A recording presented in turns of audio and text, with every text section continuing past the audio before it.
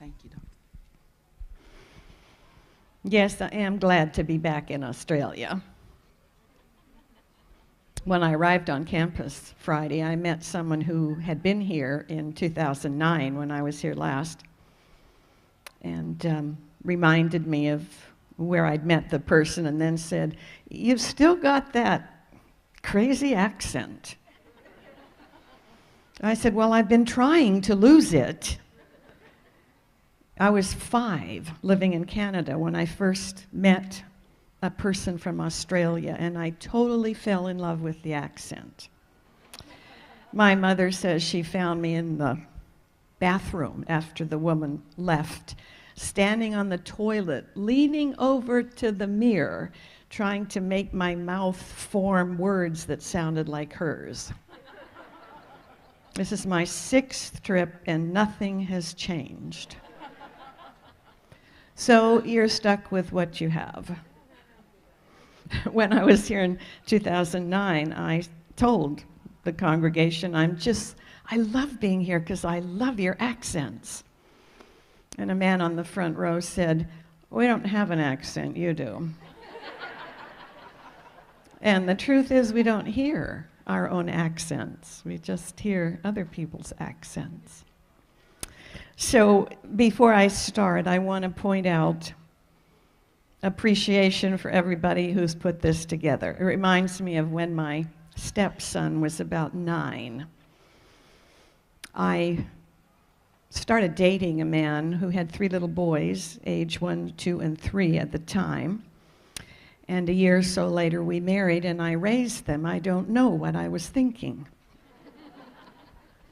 I tell people that's what I did. I'm not sure I'm recommending it. Love them to pieces, but I tell you, that was culture shock. I mean, that's like somebody having triplets, trust me. So when he was about 9, there was some little program at the school, and he was, I don't know, singing and playing his ukulele with the 4 chords he had learned. And he did a credible job, and when he was done, he came and sat down, and he said, "I did it, Mom, I did it all by myself." I said, "Well, you did your piece up in front all by yourself, but it takes a village to do anything." And he looks at me, and I said, "Who helped you practice and teach you the chords?" "My music teacher." "Mm-hmm. Who got you here today?" "Well, Dad drove the car." "Uh-huh. Who managed the PA system?" "Oh, the guys in the back." "Uh-huh. Who managed the lights?" "Who got here early and opened the building and turned on the air conditioner?" And he's looking at me with the deer in the headlights look. And he goes, "Do any of us ever do anything all by ourselves?" Yeah, we screw up by ourselves. But when things go well, it takes a village. So I really appreciate the village. As I said, this is my 6th trip. It's my 2nd visit to Big Camp. Susan McGatus invited me in 2009, and Linelda Tippo for this year. So it's kind of fun to be back here and see some familiar faces. We're talking about brain and brain function the whole week. Before you get nervous, it is fun. 'Tis not the least bit boring. Those of you who follow the program, I want to tell you that I have invoked speaker's license, and I'm making a slight change. You will not miss anything, you'll gain something. So I'm combining Tuesday and Wednesday together, emotions and emotional intelligence, moving Friday to Tuesday, so that Friday I can tell you the very latest information on connectome research, meaning brain scans that now show us how differently the male brain is wired from the female brain. Okay, we knew that, right? Yeah. I've been talking about male-female differences for half a century. And it's really rewarding when we get research and what I've been saying turns out to be right. Because you can take pieces of research and say, I think that means that. And most of the time, we're lucky. Sometimes we haven't quite got it right and we have to tweak that. But it's wonderful. You'll love it. And the last piece before we get started is that I got some new research this morning, released about the time I was leaving the States to come here.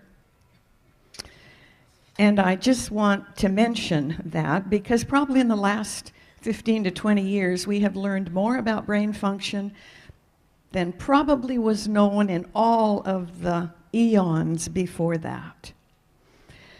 So in the United States right now, there's this big controversy about legalizing marijuana. I have no idea if it's legal in Australia. But some states have legalized it and some haven't. And of course, the pros say, it doesn't hurt your brain a bit. In fact, it makes you more creative. It just makes you think you're more creative. You aren't. But here's the new research. Even occasional use of marijuana has now been shown to change two particular regions of the brain. One involved with emotions, the amygdala, and one involved with motivation. And those changes begin and can be seen on brain scans after one use of marijuana. The brain is very plastic. The hope is that if people have mistakenly thought marijuana was not a problem and stop using it, some of these changes might be reversed, but we don't know that for sure. And the other piece is this. One dose of cocaine rewires the brain to consistently seek after cocaine, which is one of the reasons that it's such a difficult addictive behavior to change. For me, that's really scary research because neurons don't multiply and divide like other cells in the body. You have in your brain and nervous system the neurons that you had when you came out the chute. And what you have done to them has been done to them because they're not going to divide and multiply. Which means you need to be really, really careful what you do once. Because as this research shows, one time doing something can change the wiring in your brain. And we don't know whether that will be permanent or not. The brain is very plastic, meaning sometimes it can recover. So when I talk to young people about what they do with their brain, it is not about church. It is not about religion. It is about your neurons. How are you going to take care of them? So if we present information in how to be healthy and protect the brain and body that we've been leased to use on this planet, then we might have a better outcome. All right, how many of you heard me speak in 2009? All right, so you're used to brain benders. The rest of you can catch up quickly. Now, as with everything else, when you have done one set of these once, your brain is already laying down software in case you want to do it again. That's how fast the brain can begin to learn. So these are just puzzles. There are 8 of them on the screen. There's no right or wrong because my brain thought of them. So it's really kind of fun to have people come up with different ideas, which they often do. So, top left, what could that stand for? Right side, that'll work. And I'm not going to take time to do lots of options, but you can go to my website. There are hundreds of them there, free. The current research is you need 30 minutes a day of challenging mental exercise, and brain benders fall in that category. And the other piece is 10 minutes of reading aloud can help to retard the onset of symptoms of aging. You got those 2 pieces? Up and down means yes. 10 minutes a day of reading out loud. I said that not too long ago, and a woman came up to me and said, Dr. Taylor, I live alone. And I looked at her and I said, well, thank you for the information. And she said, no, I live alone. I said, I heard that. What part of that do I need to understand? And she says, well, you said to read out loud 10 minutes a day, and I'm telling you, I live alone. I said, I don't recall saying anything about reading to anybody. Read to yourself. Oh, she says, that would make me feel really silly. I'd be embarrassed. I said, I thought you just said you lived alone. Embarrassment's a choice. Don't go there. I said, do you have any pets? Yes, she said, I have a cat. I said, fine, prop the cat up on the couch and read aloud for 10 minutes. Hopefully the cat likes the sound of her voice. All right, second on the left, it's a word in a word. One starts at the S and goes to the right, and one starts at the T and goes to the left, and your brain doesn't care if it's travel in style. Good. Third on the left.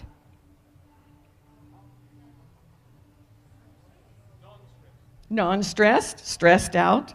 Fourth on the left.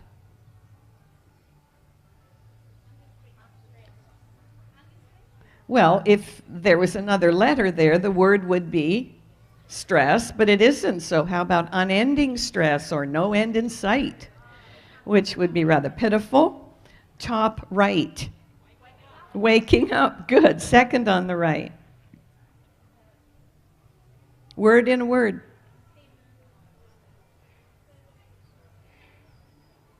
The word on the front and the end are, what are those words? First class and yes, I'm in first class. See me there? It's written backwards, but no, I'm not really in first class, but sometime I hope to try it. Third on the right.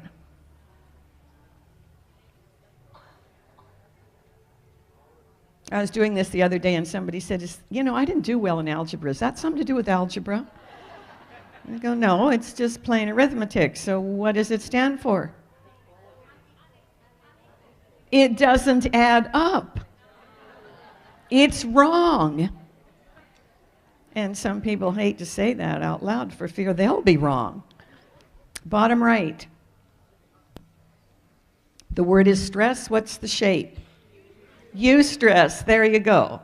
All right, those of you who this is your first section, we'll do one each day, and you just watch how your brain finds it faster and faster to do that. All right, we're going to do one more exercise before we jump into the topic today, which is the latest research on how stress impacts males and females differently. So what I'd like you to do is read this aloud with me. You'll get a minute of your 10 minutes of reading aloud done. And as you're reading, I want you to count, you can count on your fingers, the number of times that you find the letter F. There's 2 in the first line, finished files. All right, let's see how many you can find. Let's read together. All finished files are the result of decades of scientific study combined with the experience of many years, along with the input of multiple researchers and faculty affiliated with a myriad of schools and universities from several different countries.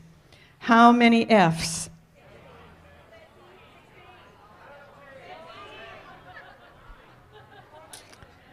Well, by George, it sounds like a church board meeting. I've heard everything from 7 to 14. How can that be? Different brains, different strokes for different folks.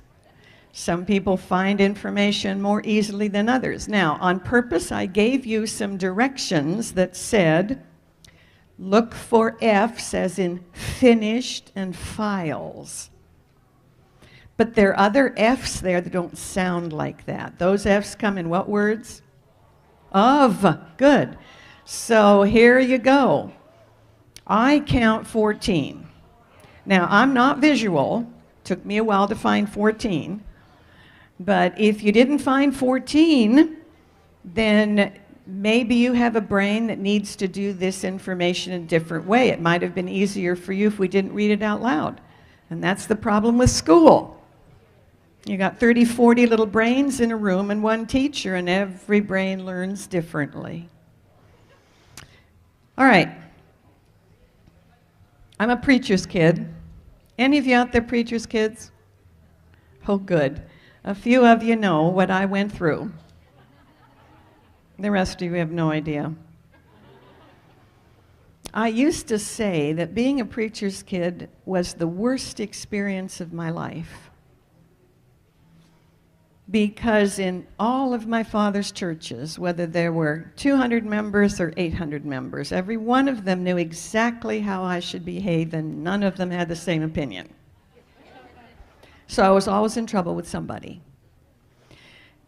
However, as I've gotten older and reframed that, and we'll talk about that later, it's actually one of the best experiences of my life.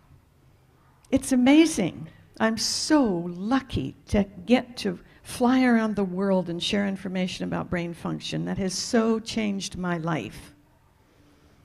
And any and everywhere I go, I meet somebody that I've either met someplace else or knew my parents or knows somebody I know. It's a wonderful connection. I was taught that the Bible was a sacred religious book. It may be. My brain's opinion is it is an owner's manual for everyday living.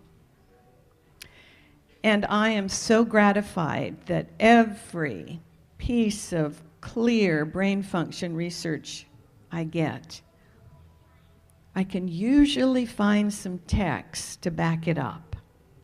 So this morning when we're talking about stress, there are just a few. I love the one in Ecclesiastes to banish anxiety from your heart.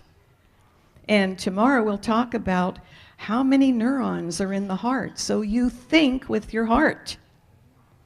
Although people haven't always understood that scripture to mean that. So it's critically important to stop worrying. Stop with anxiety. It accelerates aging. It tends to downshift the brain. I talked about that when I was here last time. And certainly it's a stressor that can activate the stress response, which is wonderful that we have that. You do not want to activate it if you can possibly help it. Every once in a while somebody says to me, boy, sure wish I could get the stress out of my life. And I go, oh, maybe not so much. Because the absence of stress is death, and that's not one of my goals. When the brain and body can no longer respond to your requests for change, your history. The problem is if you don't know how to manage it, it actually kills brain cells. And one of the places in the brain that it starts killing those cells first is in your hippocampus, which is your brain search engine. It functions just like a search engine on a computer, probably more efficiently. And that's one of the parts that's impacted with conditions like dementia and Alzheimer's. You try to remember something, but the cells that have stored those memories are dead, so you can't pull them up. And that's most unfortunate. Human brain is the first body organ to recognize a stressor and talk about instantaneous nanosecond reaction. It gives it to you. And it triggers the stress response, which we'll talk about. But the problem is this. One stressful episode can trigger the stress response for like 72 hours. But if you are in the habit of telling everybody who will listen to you all the horrible things that have happened to you, you just keep the stress response stimulated. And I've met people who I think have been in a stress response for 20 years. And their health isn't good, and their memory is failing, and they're unhappy. Well, hello. Scripture's really clear. Stop worrying, stop being anxious. There's some difference. You know, this whole week I promised I'd talk some things about male-female differences. So there's some differences in the way males and females approach stress, and we've known that, but now we've got some of the research. So males, have you ever been around a female who was, you know, flying off the wall because of some really stressful event and said something like, I don't see what the big problem is? And women, have you ever felt very stressed and some well-meaning but unenlightened male brain comes up to you and says, come on, it's no big deal, get over it? I hope you remove those from your vocabularies and behaviors, because it is different in the male and female brain. Now, I don't quite frankly know what happens in the 50-50 brain.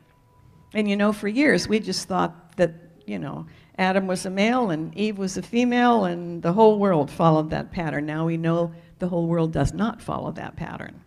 In fact, I'm going to Holland in June to talk to the Dutch Union about how many variations we now find in the human brain. And there is a class of 50-50 brains, and those individuals are literally 50-50. They often each have one ovary and one testicle, and a brain that's half empathizing and half systemizing. I said that to a pastor the other day, and he said, well, how will I know who they are in my congregation? And I said, well, you won't unless you start doing a poll and saying, hey, do you have a testicle and an ovary, or 2 ovaries and 2 testicles? And they're not going to answer anyway. But those brains seem equally able to connect with both genders, which has some sort of plus. You always get something when you give something up, and you always give something up to get something. So effective stress management is absolutely critical for every person. But it's very critical for the female brain, because female brains are twice as vulnerable to stress-related disorders. Now here's the piece of research. It was published recently in the journal Molecular Psychiatry. I've put it down just about the way they put it in the abstract. So let's read that second paragraph together, and then we'll talk about what it means. In response to perceived stressors, corticotropin releasing factor, is anybody reading with me? It what? We're not reading out loud. Well, you need to read out loud. Reading to yourself does not challenge your brain like reading out loud. So let's start again and read out loud.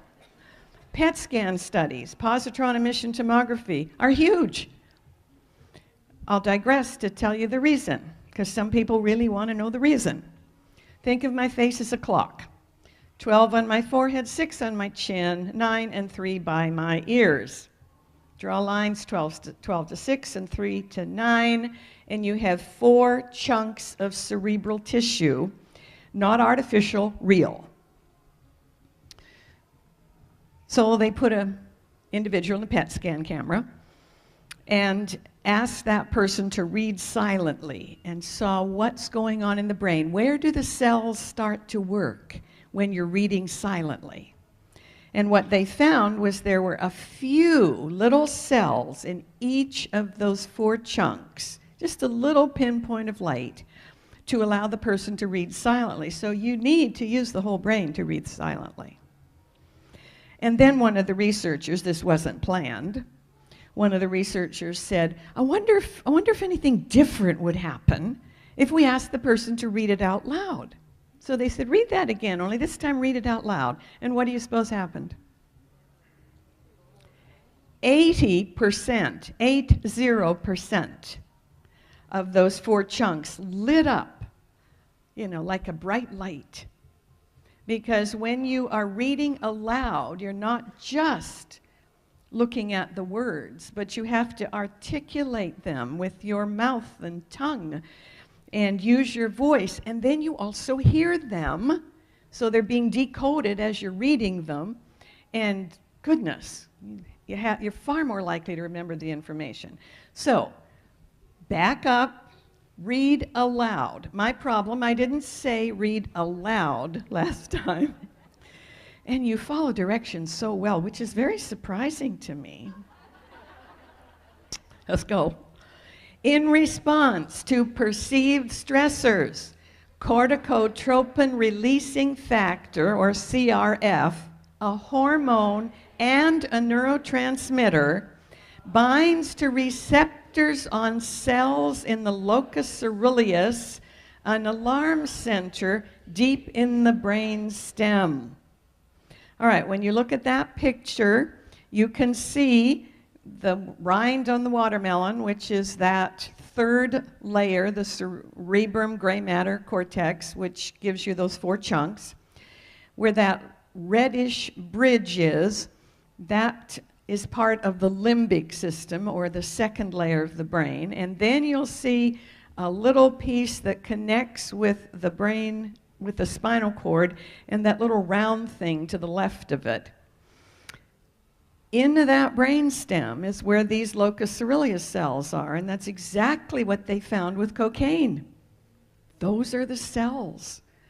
And with marijuana, those are the cells that have often to do with motivation, areas around that are impacted by drugs. So basically what this says is, when your brain perceives a stressor, and it's different for different brains, take 100 people, expose them to the same kind of experience. Some people will be so stressed they'll just faint. Some people don't perceive anything. And then you've got all the gradation in the middle. When your brain perceives a stressor, it begins to pour out this substance, CRF, that is really powerful because it's both a hormone and a neurotransmitter. And it goes straight to those cells down there in the brain stem in the locus coeruleus. Now here's the research. The picture is one cell in that locus coeruleus, and you can notice that it's got little blue docking stations all the way around it. 1, 2, 3, 4, 5, 6, 7. You also notice there's some little green things in the middle, but they're just sitting there and they're not doing anything. Remember that. So when the brain perceives a stressor and starts pouring out this hormone and neurotransmitter, it goes straight to those cells, and you can think of them as docking stations. A little boat pulls in and it dumps its load of CRF into the cell, if you will. This research has been done with rat brains, and you may know that the rat brain is very like the human brain, so it makes a wonderful resource tool for research. Man said to me the other day, "Do you mean to tell me that my brain is like a rat's brain?" I said, "Well, I don't know that, but we do know that the rat brain is very like the human brain, so take it whichever way you want." And because all of those docking stations are open, researchers say the cells in the female brain take the full hit, meaning boats pull in and dump everything they've got. 7 docking stations. Now, let's take a look at the male brain, a cell in the male brain in the same part of the brain. Now, look at those little green things in the middle. First of all, there's more than there were in the female brain. And they are busy. They are deactivating docking stations. They're pulling them right into the cell, so there's no place for the ships to dock, to dump off CRF. And in this particular drawing, there's one of them's clearly in, one's almost in, the third one is starting to come in. That only leaves 4 docking stations, and maybe they're going to pull in a couple more. I don't know. But in the male brain, there isn't even the possibility for all these open docking stations to take on the load of stress hormone neurotransmitter. So the research is that this adaptation, as it's called, is very unique to the male brain. It tones down the stress reactivity. So you have a male and a female experiencing the same event It's not going to be nearly as stressful for the male brain. I mean, he looks at it and he goes, what's the big deal? And she is just, banging off the walls because it's so stressful. Because that CRF stuff's really powerful. So you can go to my website and you can look up this information. The PowerPoints are there. And you can actually go to one of these articles, which is where I borrowed these drawings from. And you can read it yourself. And it's understandable. So bottom line is more open receptors, receptor molecules is the name, more open docking stations means the female brain takes in more of this stuff and is really hyper reactive to stress. And in the male brain, fewer of them are open, so they don't take in so much CRF, and the male brain is not nearly as reactive to stress. Having said that, other research, especially by Deborah Bangasser, who's a wonderful researcher in my opinion, the female brain is just more sensitive to stress, period. What in the world could be the reason for that? I think it might possibly be that in many cultures, females have been assigned the majority of the responsibility of child rearing. And if you know anything about children, they are here, there, and everywhere, and if there is a way to get into something that's going to cause a problem, they will find it.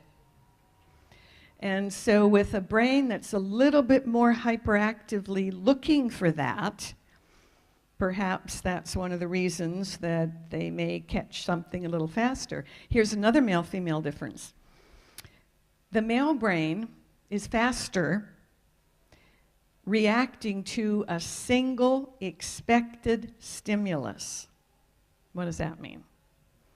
Well, some of the time in the States, I'll pull up on a multi-lane road to a red light, and there'll be two hunks in fancy cars at the red light, and they're looking at each other, and they're giving all these kind of hand signals that I am not sure exactly what they mean. And believe me, when the light goes green, they're gone. You never, if you are a female, ever want to do that with a male unless you're willing to know that he's going to win. Because that's a single expected stimulus. Now, you're on the children's school playground, and there are male and female teachers on the playground, and a child falls and begins to cry. Almost without exception, a female will respond fastest because that is an unexpected stimulus. It doesn't mean that the male isn't concerned, and he'll get there, but usually the female gets there first, simply because of those brain function differences. So we know that even in the absence of any, quotes, distress or mistress, the female brain is more sensitive to stressors. So the scriptural model, I'm sure you know, are for male and female brains to work together. How in the world could you possibly implement that, knowing now this information about stressors? Because a piece of brain function information is just a fact unless you practically apply it. So to me, this is the bottom line. Males tend to underperceive often the stressors.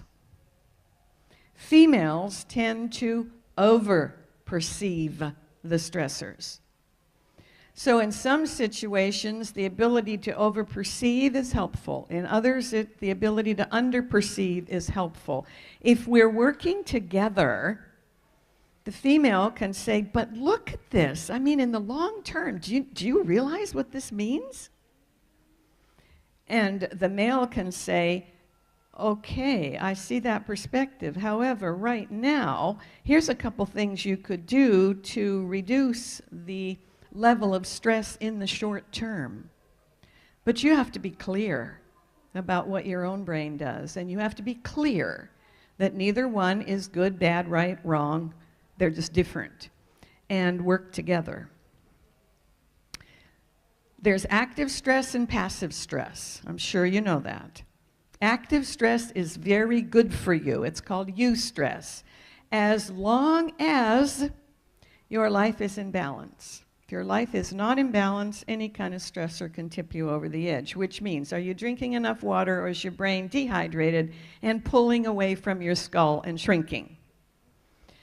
Are you getting enough sleep? Because memory is consolidated during sleep. Can't remember anything, you might not be getting enough sleep.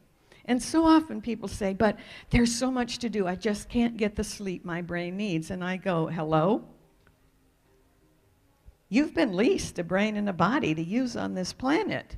And every brain has an optimum amount of needed sleep. Get it.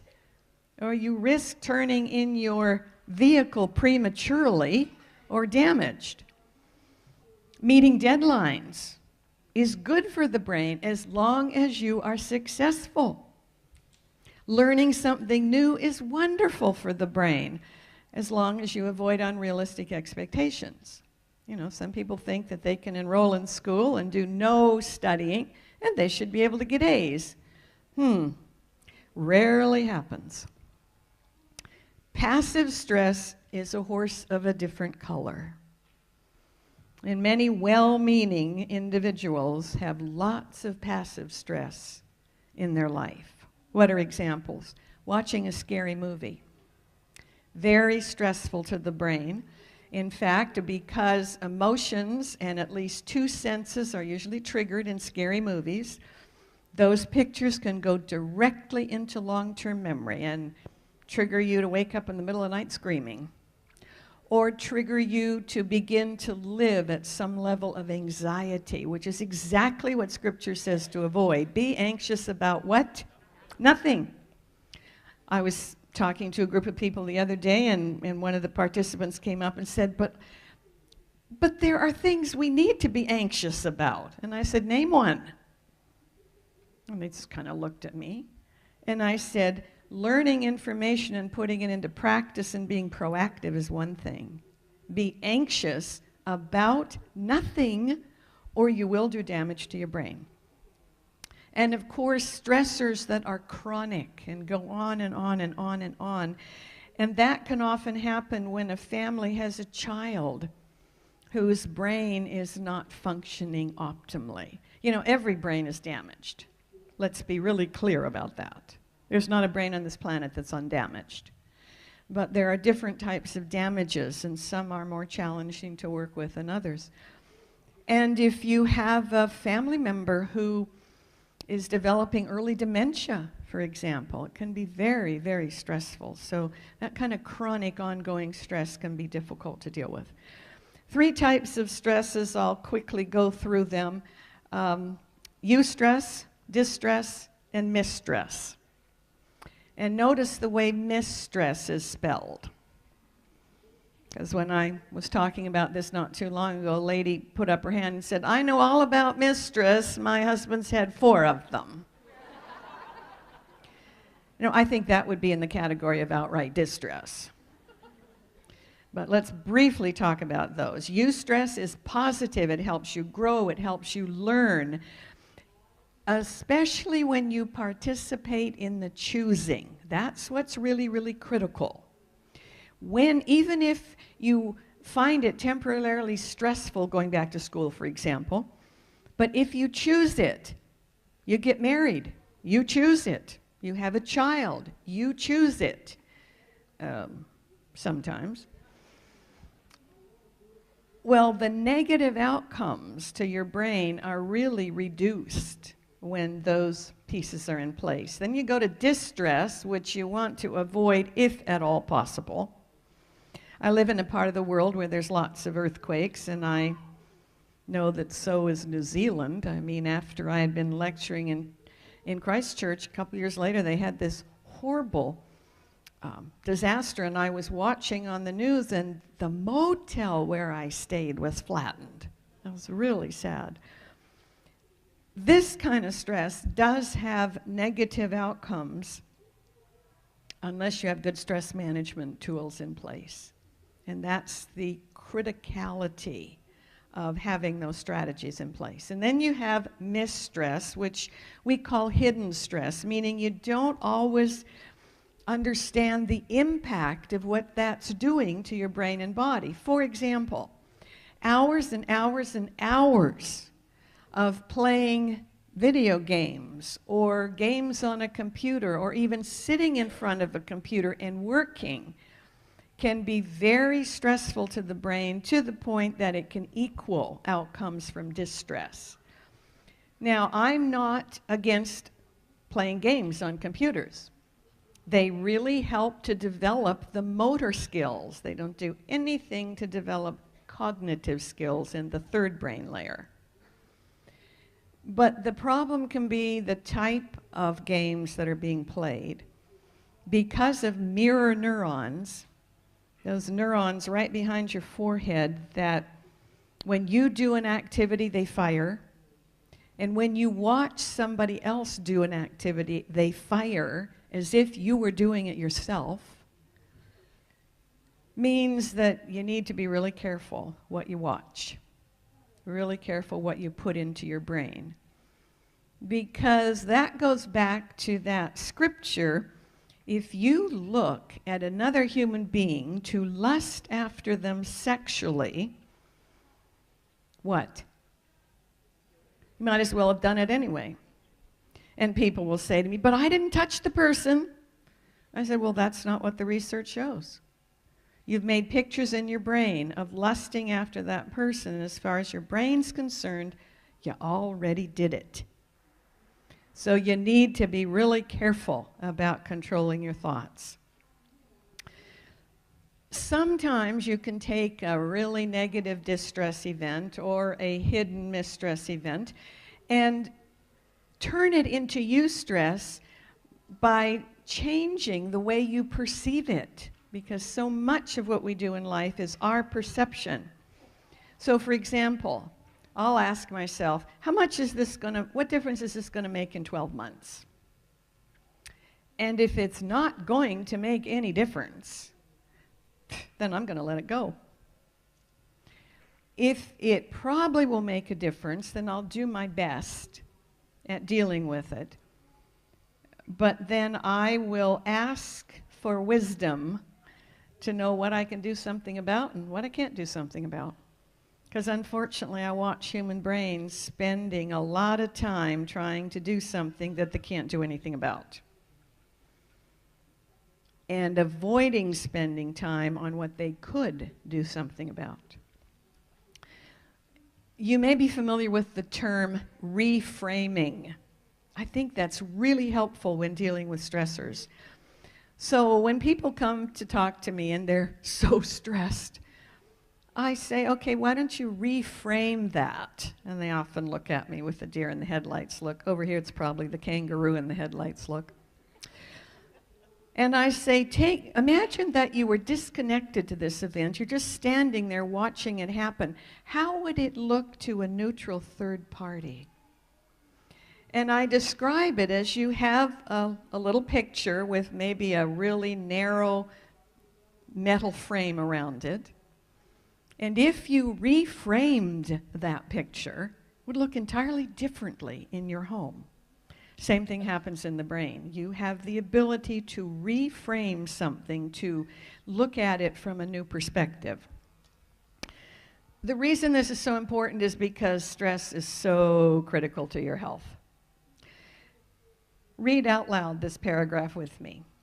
Unmanaged stress reactions are a more dangerous risk factor for cancer and heart disease than either cigarette smoking or the ingestion of high cholesterol foods. You all knew that, right?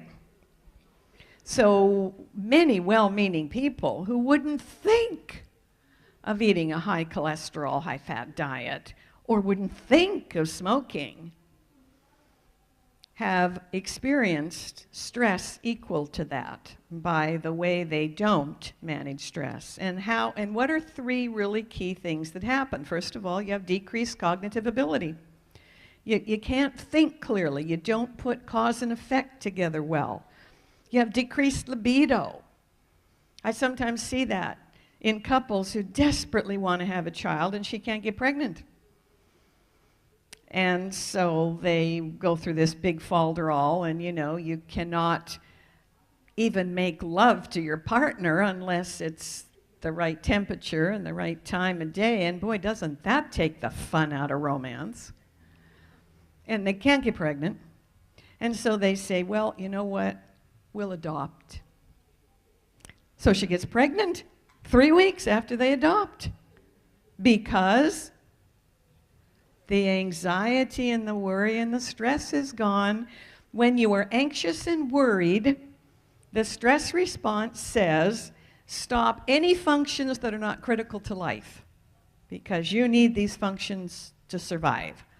Well, having children is not critical to life in the life of an individual couple. I mean, it could be long term if nobody could have a child, but it's not critical to life, so you don't have healthy sperm often, and you don't have healthy eggs, and they don't get together. They're too tired. And you lose your energy potential. Almost a third of the energy that you could have available to you is unavailable. What a waste. So here's one of the new pieces of research. Arguing is very stressful. Distress and mistress. Stop arguing, period. I thought back to the years when I lived at home and my father would come home mopping his brow from a really stressful, church board meeting or conference meeting that went hours and hours and hours because people were arguing, alleging that they were doing positive discussion. Give me a break. When people argue, here's the research. At least one of the people in a two-person argument thinks it really knows. And if it talks louder and longer, throws in some pejoratives, coercion, maybe that other blank brain will finally get it. Stop it. It suppresses your immune system. Does nothing for a relationship, but you're not healthy. So one of the things I suggest is state your opinion and shut up. Again, say to yourself, if a third neutral party was listening to this discussion, what parts would they think were just totally ridiculous? And what parts might they think we need to negotiate? It is different strokes for different folks. We'll talk about that tomorrow because every brain on the planet is different. Here's the problem. You only know your own brain. And the tendency is to think that other brains are actually like yours. Well, no, they're not. Human beings are more alike than they are different.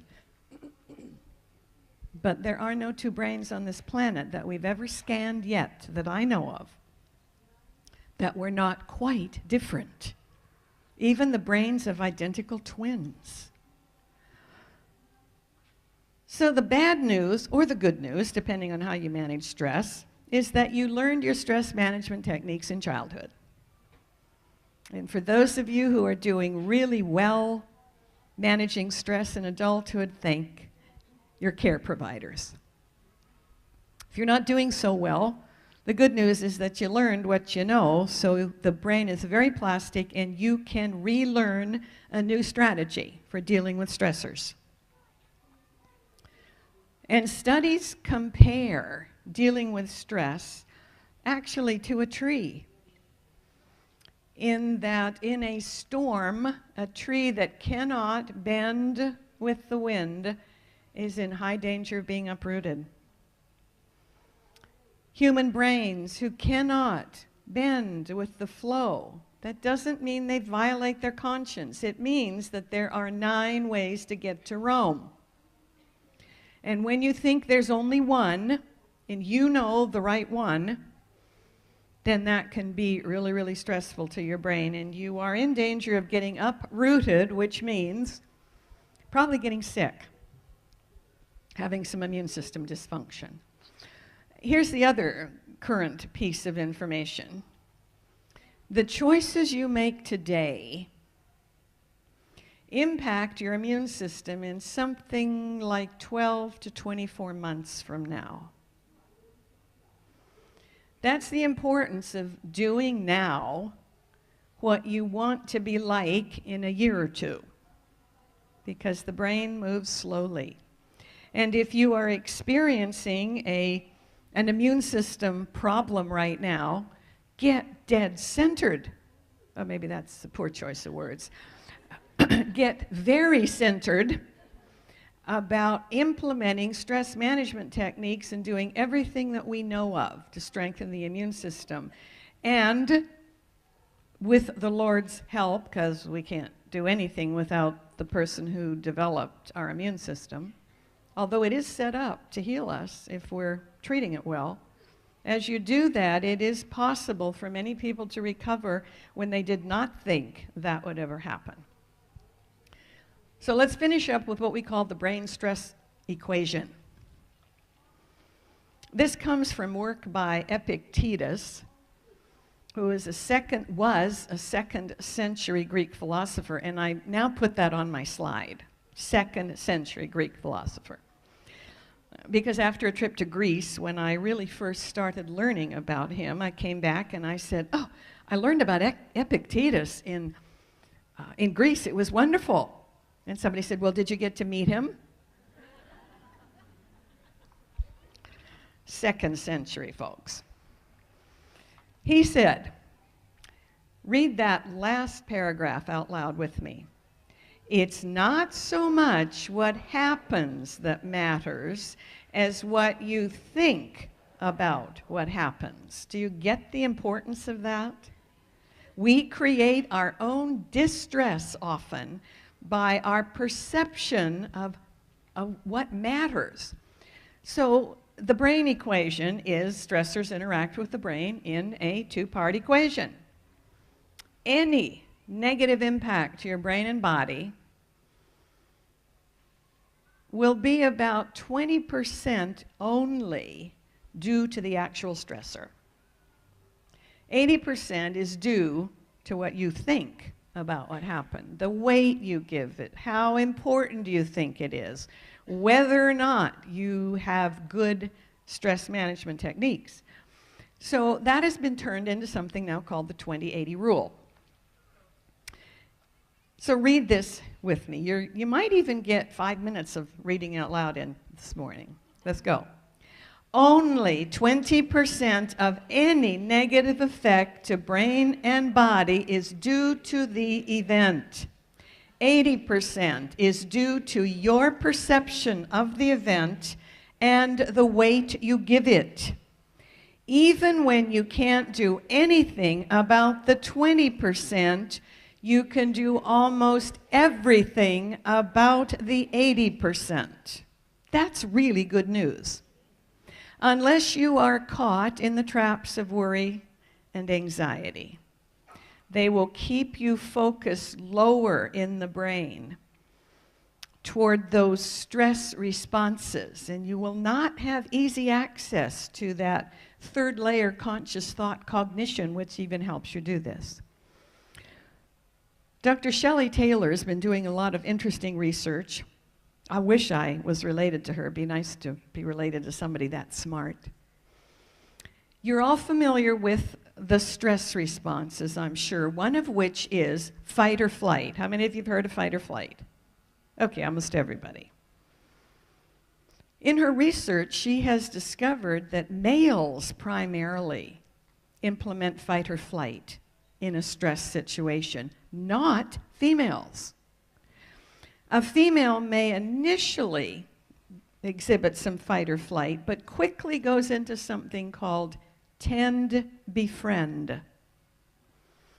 She will try to get it right this time. She'll try harder. That's not bad, but sometimes it costs her her life.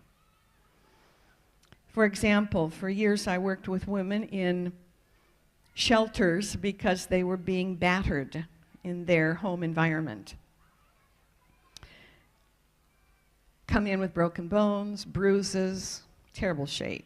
3 or 4 or 5 months, got her pretty well back to normal, to health. And unless we teach her about 10 befriend, what is she likely to do?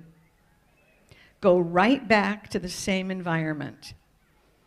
And even with people who are not affiliated with religion, I tell them, you are leased a brain and body on this planet. There's no indication you're taking it with you when you leave. If you leased a lovely BMW, which I'd love to lease, but I don't want to put out the money enough to try it. If you leased a wonderful BMW, you were probably given a list of things you needed to do to keep it in good shape. And when you go to turn it back in, you better have done those things or there will be a penalty. So if you looked out the window and your BMW was parked in your driveway and you saw somebody running up and scratching it with a key, you probably wouldn't just sit there and smile. You'd probably do something about it. And a BMW is not listed anywhere in the Bible as the temple of the Holy Spirit. Your brain and body are. In fact, it's probably the only way the Holy Spirit can connect with you through your brain and nervous system. People take better care of their cars than they do their brain and body.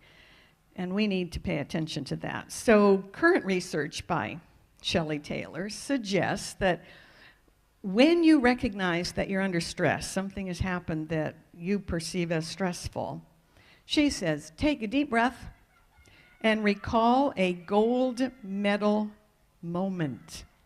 Everybody's had one. When something really wonderful happened to you, thinking about that moves you into the 80% out of the 20%. And so from a Christian perspective, think about something wonderful that happened to you. It may not be happening at this moment, but you've all had something wonderful happen. Think about something for which you are grateful. Here's the research. It is physiologically impossible to be fearful, anxious, and worrying, and grateful at the same time. Think of something fabulous that your heavenly parent has done for you. And that will help move you into that 80%. So let's finish up reading just a few little tips on coping with stressors. And hopefully you'll be that disinterested third person that's looking at ways in which you can reduce stress. All right, read aloud with me. Drive carefully, especially when you are coping with stressors. It's not only cars that can be recalled by their maker. Be careful what you say during episodes of high stress. If you can't be kind, be silent, or at least have the decency to be vague.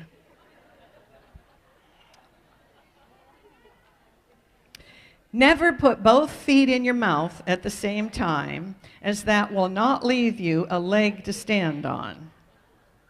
Birthdays are very good for you. The more you have, the longer you live. So learn to relish and enjoy them. Have you ever heard people say, oh, the big 4-0 is coming up, I'm depressed. A lot of people never make it to the big 4-0. I almost never hear people who are 95 go, oh, another birthday's coming up, I'm gonna be 95. Come on, get a clue. Stop the mad competitive rush. It's the second mouse that gets the cheese. Learn from crayons. Some are sharp, some are pretty, some are dull. Some have weird names, and all are different colors. But they all have to live in the same box. This is something we've not yet learned. In fact, I was lecturing at SoCal Camp Meeting in Central California, talking about the brain, of course. And somebody came up to me and said, what color is your brain? And I said, well, if you put a gray glove on my left hand and a white glove on my right hand and put them together, that's the color of my brain. Well, this person happened to have a slightly different skin tone than I did and said, so what color is my brain? And I said, if you put a gray glove on your left hand and a white glove on your right hand, that's the color of your brain. Oh, our brains don't match our skin color. And I go, that would be a big N-O. So when I look at people, I see their brain color. I don't care what their skin color is. I just hope it's not like mine. Somebody said to me, what color do you think we'll be when we get to heaven? And I go, well, I hope it's not this, because it's too fragile. When you start looking at people in terms of their brains that God has given to us, it helps us be a little less judgmental. Sleep late whenever possible. It's the early worm that gets eaten by the bird. Just accept that some days you're the pigeon and some days you're the statue. Practice laughter on the days that you are the statue. The truly happy and typically low-stress personality is the one who can actually enjoy the scenery on a detour.